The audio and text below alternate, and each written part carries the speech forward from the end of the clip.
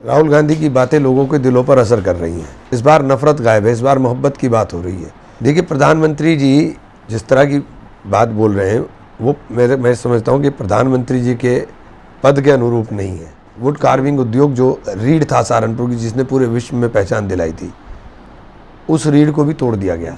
आप कांग्रेस छोड़ के सपा में गए, फिर बसपा में, अब लौट के फिर कांग्रेस में आ गए। आपने अपने नेतृत्व में कोई परिवर्तन पाया और अपना पुराना जो विश्वास आपने खोया था कांग्रेस में, उसको कैसे बहाल करेंगे? कहने को विकास का ढिंढोरा पीटते हैं, लेकिन सहारनपुर एक ऐसा जनपद है कि जिस जनपद में अगर छोटी सी भी बीमारी हो जाए तो देहरादून या चंडीगढ़ या दिल्ली भागना पड़ता है। द न्यूज़ कॉर्नर में आपका स्वागत है। आज हम जिस शख्सियत से बात करने जा रहे हैं वो किसी परिचय की मोहताज नहीं है। हम बात करेंगे आज कांग्रेस के लीडर व लोकसभा सहारनपुर से प्रत्याशी इमरान मसूद से। इमरान भाई, आप एक तजुर्बेकार सियासी लीडर, कई चुनाव लड़ चुके हैं। लोकसभा का ये तीसरा चुनाव था आपका। पहले के मुकाबले ये चुनाव कैसा रहा? देखिए, पहले चुनाव में और चुनाव में ज़मीन और आसमान का फ़र्क है। देश की राजनीति करवट ले रही है। राहुल गांधी की बातें लोगों के दिलों पर असर कर रही हैं। जो नफ़रत की बात पिछले 2 चुनाव के अंदर होती थी, इस बार नफ़रत गायब है, इस बार मोहब्बत की बात हो रही है। और मोहब्बत की उस बात को जो राहुल गांधी ने शुरू की थी, सहारनपुर के लोगों ने भी आगे बढ़ाने का काम किया। तो ये सबसे बड़ी बात है। प्रधानमंत्री नरेंद्र मोदी अपनी सभाओं में कांग्रेस पर बहुत गंभीर आरोप लगा रहे हैं। चुनाव किन मुद्दों पे हो रहा है, कहाँ जा रहा है ये चुनाव? देखिए, प्रधानमंत्री जी जिस तरह की बात बोल रहे हैं वो मैं समझता हूँ कि प्रधानमंत्री जी के पद के अनुरूप नहीं है, क्योंकि उनको सच्चाई बोलनी चाहिए, सच बोलना चाहिए। और जो कांग्रेस का घोषणा पत्र है, घोषणा पत्र के अंदर कांग्रेस ने नौजवान की बात की, कांग्रेस ने किसान की बात की, कांग्रेस ने नारी की बात की, कांग्रेस ने व्यापारी की बात की, कांग्रेस ने देश के हिंदुस्तान में रहने वाले प्रत्येक नागरिक की बात की। तो हिंदुस्तानी की बात करना मुझे नहीं समझ में आता उनको कहाँ से ये बात दिखाई दे रही है। या तो साबित करें, आप सिर्फ बोलने का काम कर रहे हैं। ये सब चीज़ें जो आप बोलते हो, आपने संविधान को बदलने की चर्चा शुरू करी, आज प्रधानमंत्री जी कह रहे हैं कांग्रेस संविधान बदल देगी। तो चर्चा तो आपके पार्टी के लोगों ने करी, आपके लोगों ने कहा कि हमें 400 सीट दो, हम इसलिए संविधान परिवर्तित करेंगे। तो ये बातें तो आप शुरू करते हो, कांग्रेस कहाँ कर रही है? आपको क्या उम्मीद है, कांग्रेस को कितनी सीटें मिल जाएंगी इस लोकसभा चुनाव में? देखिए, मैं कोई भविष्यवक्ता नहीं हूँ कि मैं बता दूंगा कितनी सीटें हम मिल जाएंगी। हम लोग अच्छा लड़ रहे हैं, अच्छा परफॉर्म कर रहे हैं। और जिस तरह से अब मीडिया भी बोलने लगा है, पहले तो मीडिया बोलता नहीं था, अब मीडिया भी बोलने लगा है कि माहौल बदल रहा है। तो माहौल बदल रहा है तो निश्चित रूप से कांग्रेस बहुत अच्छा परफॉर्म करेगी।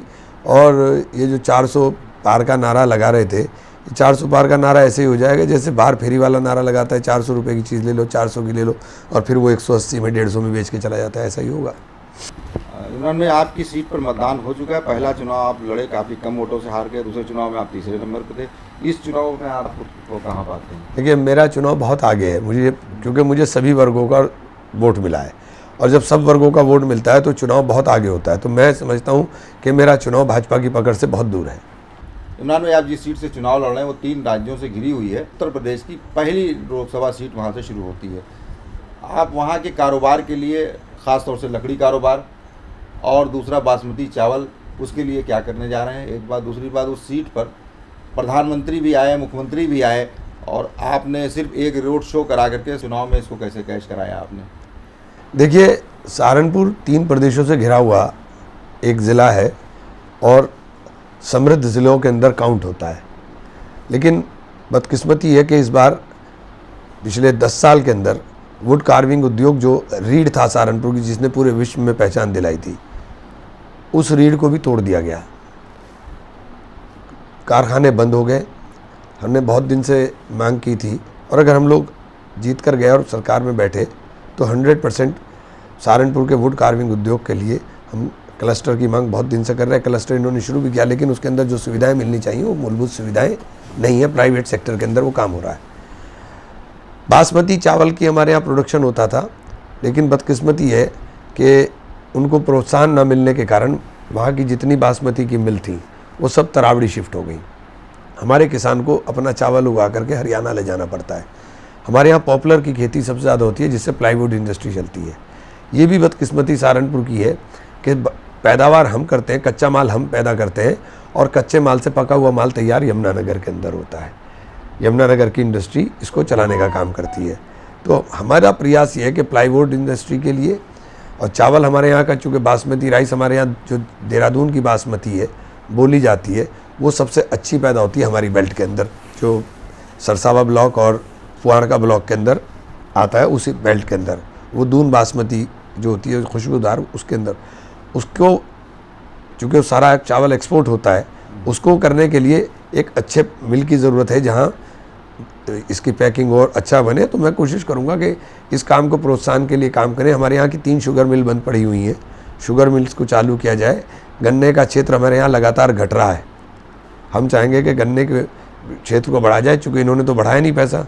मुलायम सिंह जी जब 1989 में आए थे तो मेरे याद है कि जब वो पहली बार मुख्यमंत्री बने तो उन्होंने एक झटके के अंदर गन्ने के अंदर 58% रेट में बढ़ोतरी की थी, 58%। इन्होंने पूरे 10 साल के अंदर 13 या 14% बढ़ोतरी की है, और इधर बढ़ोतरी की है, उधर यूरिया के कट्टे में से 10 किलो यूरिया निकाल लिया। प्रधानमंत्री जी आकर के बोल रहे हैं कि हम तो यूरिया का कट्टा 270-300 रुपये में दे रहे हैं, विदेशों में तो 3000 का बिक रहा है। तो क्या प्रधानमंत्री जी हमें मानसिक रूप से तैयार कर रहे हैं? और जिसको आप 300 का बेच रहे हो वो हमारी सरकार में 170 का बिकता था, और 170 में 50 किलो क्वांटिटी होती थी, आपने 40 किलो क्वांटिटी कर दी। तो ये बुनियादी चीज़ है कि ये असल में क्या है कि भारतीय जनता पार्टी चंद लोगों को अमीर करना चाहती है, पूरे देश को गरीब करना चाहती है, वो पूरे देश के हाथ में कटोरा देना चाहती है। हम चाहते हैं, जो राहुल जी ने कहा कि हम लाखों करोड़ों लोगों को लखपति बना देंगे, यानी हर युवा की नौकरी पक्की कर करके उसको 1 साल की गारंटी देंगे कि उसको 1 साल के अंदर 1 लाख रुपया मिनिमम नौकरी का मिले, चाहे वो ग्रेजुएशन करते ही, वो कानूनी अधिकार होगा उसको, ग्रेजुएशन करते ही उसको, चाहे प्राइवेट सेक्टर में हो चाहे सरकारी उसमें हो, वो मिलेगा। राहुल जी ने कहा है कि हम लोग प्रत्येक परिवारों की आर्थिक समानता के लिए परिवारों की गिनती कराएंगे, और परिवार की एक महिला को छांट करके उस महिला के खाते में हर महीने 8,500 रुपया डलने का काम होगा, 1 लाख रुपया उनको देने का काम करेंगे। राहुल जी ने कहा कि हम स्वामीनाथन फार्मूले के ऊपर हम लोग किसानों की फसलों के दाम को तय करने का काम करेंगे। आप स्वामीनाथन को भारत रत्न दे रहे हो, आप चौधरी चरण सिंह जी को भारत रत्न दे रहे हो, लेकिन जो चौधरी चरण सिंह जी ने कहा और जो स्वामीनाथन ने कहा भारत रत्न से कहीं ज़्यादा बेहतर होता, आप उसका इम्प्लीमेंट करके बात करते कि हमने इसका इम्प्लीमेंट किया, अब हम उनको भारत रत्न दे रहे हैं। तो ये जो वो भाजपा की क्या है कि भाजपा बोलती ज़्यादा है, करने के नाम पर नहीं होते, बोलते ज़्यादा हैं, करते कुछ नहीं है। ये जो नफरत की सियासत थी, इसका काउंटर आपके पास क्या है? देखिए, नफरत का अंत नफरत नहीं हो सकता, आप नफरत को मोहब्बत से ही काट सकते हो। जो राहुल जी ने मुहिम शुरू की उसका असर लोगों के अंदर दिखाई देने लगा, लोगों को समझ में आ गया कि देश के अंदर क्या तमाशा चल रहा है। आपको हिंदू मुसलमान के नाम पर लड़ा करके सारा देश अंबानी और अडानी को भेज दोगे। आप कह रहे होगे राहुल जी इसको हम पैसा ज़्यादा बच्चे पैदा करने वालों को बांट देंगे, आप ऐसी बातें करो। राहुल जी ने कहा कि मैं देश के अंदर आर्थिक समानता लाना चाहता हूं, मैं देश के नौजवान को रोज़गार से जोड़ना चाहता हूं। जो पैसा आपने अंबानी और अडानी को कमवाया है, हम उससे ज़्यादा पैसा देश के नौजवान को कमवाना चाहते हैं कि देश का नौजवान देश की तरक्की के अंदर हिस्सेदारी कर सके। तो ये बुनियादी फ़र्क राहुल गांधी में और उनमें है। आप कांग्रेस छोड़ के सपा में गए, फिर बसपा में, अब लौट के फिर कांग्रेस में आ गए। आपने अपने नेतृत्व में कोई परिवर्तन पाया, और अपना पुराना जो विश्वास आपने खोया था कांग्रेस में, उसको कैसे बहाल करेंगे? देखिए, ऐसा नहीं, अगर विश्वास ना होता तो मुझे चुनाव क्यों लड़ाते हैं? अगर आप चुनाव जीते तो सहारनपुर की जनता के लिए सबसे पहले वो 2 काम कौन से होंगे जो आप करना चाहेंगे? सबसे पहला तो स्वास्थ्य सेवाएं सहारनपुर में कहने को विकास का ढिंढोरा पीटते हैं, लेकिन सहारनपुर एक ऐसा जनपद है कि जिस जनपद में अगर छोटी सी भी बीमारी हो जाए तो देहरादून या चंडीगढ़ या दिल्ली भागना पड़ता है। कोई बुनियादी सुविधा नहीं है, मेडिकल कॉलेज बना हुआ है, ना मेडिकल कॉलेज में डॉक्टर है, ना इक्विपमेंट्स है।